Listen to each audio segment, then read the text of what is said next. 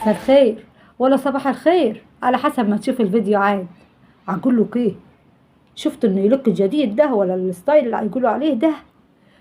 اصل احنا عاملين برنامج جديد اسمه مشكلتي، وبتوع التلفزيون قالوا لي لازم تغيري منظرك كده وتلبسي على فرنكة وحاجات حلوة، وكانوا عايزين نحوش الحردة بتاعتي. قلت لهم لا، ولا حردتي ولا ضفايري، عيب عادي. انتوا عايزين اروح القوافير تاني ولا ايه؟ اه، شكلي بقى كده على فرنكة، يعني انفع مذيعة. المهم، البرنامج ده قالوا لنا ان هنستقبل اتصالات الناس ونحل مشاكلهم. قلت لهم ماشي. والنهارده يا ولد اول حلقة هنقعد كده ونعمل ايه، نظبط نفسنا ونستنى اول اتصال. اول اتصال هيجينا هنسمع مشكلة، اقدم البرنامج عاد علشان ايه نبدأ اول اتصال. مساء الخير عليكم، معاكم خالتك سعدية من برنامج مشكلتي. جايين النهارده نحل مشاكلكم. ودلوقتي يلا مع بعض كده نستقبل اول اتصال. نقول الو. مساء الخير يا خالته سعدية. مساء النور، عارفين بنفسك؟ أنا نورة من القاهرة. اهلا وسهلا يا نورة. أنا مبسوطة من البرنامج بتاعك. طب أنا دلوقتي ممكن أشارك بسؤالي؟ ايوه اتفضلي، معاك اهو. كنت عايزة حل لمشكلتي. مشكلتي خير، قولي. أخت جوزي دي عقربة، لما بتيجي تقلب جوزي وحماتي عليا، وكل شوية بتيجي وأنا أقوم أعمل أكل وأروق وأقابل، مهما أعمل تقوم قايلة إن أنا مش بقابلها حلو، وأنا نفسي أكرهها إن هي تدخل البيت ده تاني. طيب خلاص، خلصت مشكلتك ولا؟ لا استني، لسه في تاني؟ قولي. ايوه قولي. مرات اخويا من ساعه ما خدت اخويا قست قلبه ومبقاش بيسأل علينا، وكل ما ادخل الاقيها قلبه وشها. حتى اخويا بطل يسأل. واه، خلصت مشكلتك؟ يا خالتي سعدية، انا زهقت من المشاكل دي، ممكن تحليها؟ انا يا حاضر، احنا برنامجنا هنا على المشاكل وعلى حلها. انت اخت مشكلتك مرت اخوك واخت جوزك، خليكي معانا على الخط واسمع الحل. اخت الجوز مرات الاخ، دلوقتي سمعنا المشكلة وكلنا عرفنا المشكلة عن ايه. عن اخت الجوز العقربة، مرات الاخ اللي هتقصر الاخ على اخواته. المشكلة دي في بيوت الناس كلها، وياما أسر خربت بسبب المشاكل دي، وخصوصا لما يكون فيه مشاكل كتير في ورثة ولا في بيوت ولا في علاقات ولا في بيوت أسر. عايزة قبل ما أتكلم ونحل المشكلة، تعالوا نقول الأول مين هي أخت الجوز. وعايزة أقول لها قبل ما أتكلم وأقول كلامي، أخت الجوز ما هياش عقربة. أخت الجوز هي أخت أو بنت اتربت في بيت أبوها وسط إخواتها، وكبرت وياما كلت وشربت، وياما حن عليها أخوها ودلعها، وياما اتخانق فيها وضربها وضحكوا وبكوا مع بعض، ياما قعدوا على طبلية واحدة، وياما زعل لزعلها، وياما فرح لفرحها، وياما شاركوا لقمة واحدة، وعاشت عمرها كله في بيت أبوها. أبوها سندها، وأخوها السند من بعد أبوها، وأخوها ده ظهرها، هو اللي يحام عنها، وهي كاتمة أسراره، وهي أمه، أيوة أمه التانية، وهي اللي حنينة عليه زي أمه. أخت الجوز بعد ما اتجوزت أما تشتاق لبيت أبوها، وتشتاق لأخواتها، وتشتاق لأخوها اللي كان عيسأل عليها على طول. أخت الجوز شبعانة في بيتها، بس لما هتروح بيت أبوها حتة الجبنة اللي قد كده ولا شوية مش على طماطماية كأنها كانت خروف. أقولك ليه؟ عشان ده البيت اللي هتدخله وترمي فيه مشاكلها وتفضفض باللي واجعها من غير ما تخاف، من غير ما تعمل لها حساب. البيت ده اللي طلعت فيه واخوها وامها وابوها واخواتها، مهما اتجوزت ومهما غنيت ومهما كان معاها فلوس، هم دول سندها، هم دول عزوتها مهما كان العز في بيتها. ومهما كانت مرتاحة بترتاح أكتر وتحس بقيمة بيت أبوها لما تدخله. أخوها ده اللي عاشت عمرها كله معاه حابة ومتشوقة إن يفضل يسأل عليها ويكبر بيها قدام أهلها وأهل جوزها. حابة إن تحس بحنيته، حابة إن تعيش في ظله، تقول أخوي ابن أمه وأمه وأبوي وهي بتشنق، يفضلوا حنينين على بعض. فلما بتيجي عندك يا مرت أخوها بتبقى حابة إنها تعيش بطبيعتها، تضحك وتتكلم وتقعد مع أخوها وتقعد مع أمها تفضفض على اللي واجهها. ممكن تكون هتتكسف منك غريب عنها، وانت على حسب عاد معاملتك معاها. فدورك يا مرات الأخ إنك تستقبليها كويس وتحسسيها إن أخوها هيفضل أخوها وما قساش عليها واصل، وإن انت أخت ليها. ما انتش ما مرت أخوها ولا حد غريب.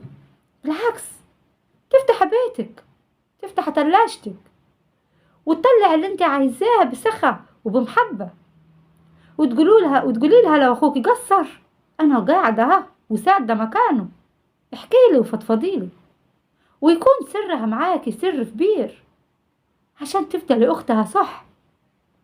تديها مساحة تقعد مع امها وتفضفض لو انت شايفة انها مكسوفة منك. حببيها في اخوها وحبب اخوها فيها.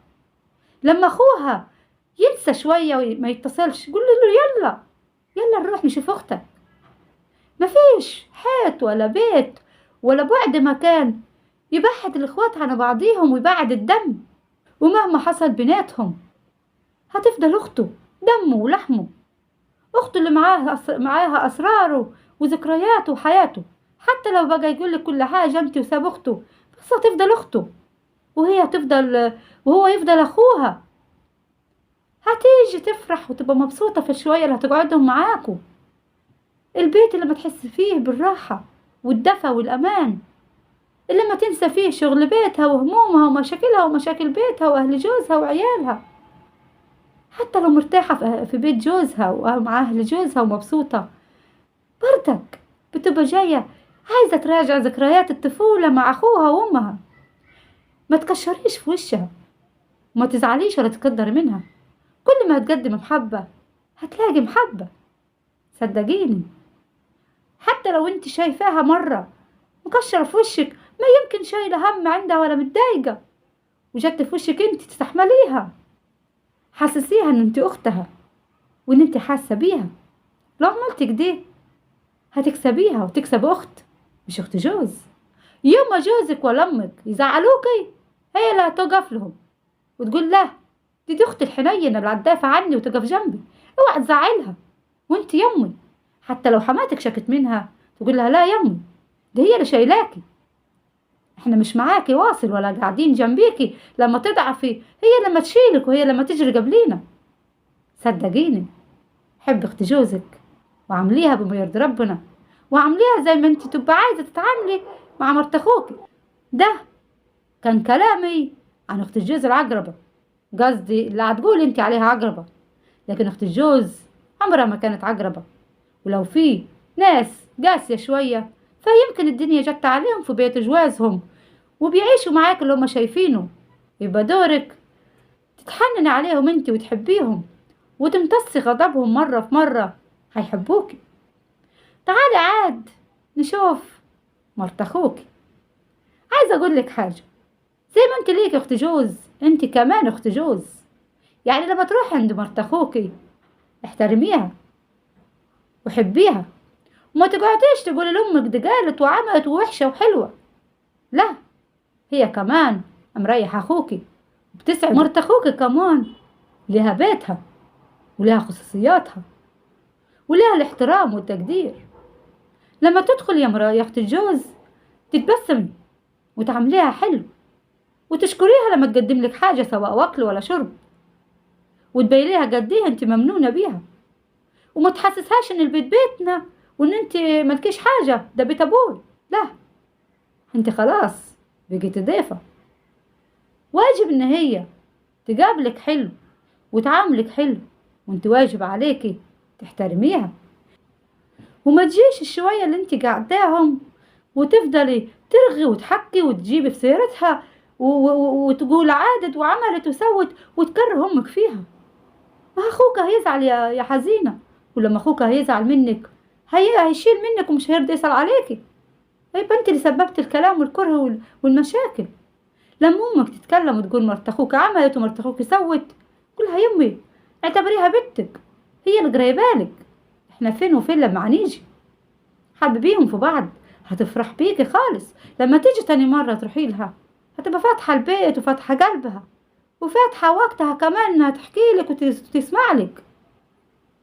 بلاش يا اخت الجوز لما تروحي بيت عند مرات الاخ تحسيها ان انت صاحبة البيت وان هي ملهاش حاجة.